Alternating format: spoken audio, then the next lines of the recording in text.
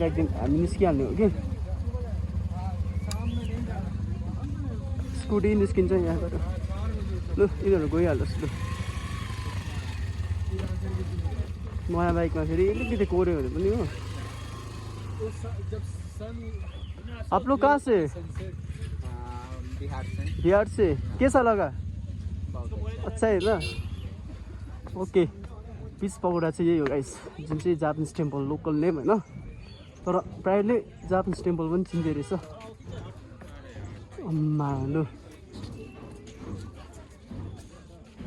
लु यही हो गाइस आजको हाम्रो यात्रा यहीसम्म थियो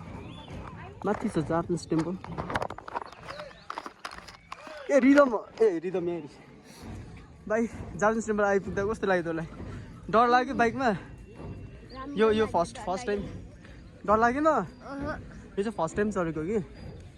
ल यही हो मसित चाहिँ फर्स्ट टाइम हो यो मैले चाहिँ नानीहरू चाहिँ कसलाई चढाएको थिइनँ नि त किन भन्दा म आफूले त थाम्नु सकेको थिइनँ हो अनि ब्याकमा नानी चाहिँ कसरी राखेर राइड गरौँ भन्ने चाहिँ डर भइरहेको थियो तर आज मैले आँट गरेर जापानिज टेम्पल पनि हामी फाइनली आइपुग्यौँ ल यति थियो अब फेरि हामी अर्को भिडियोमा भेटिहाल्छौँ ल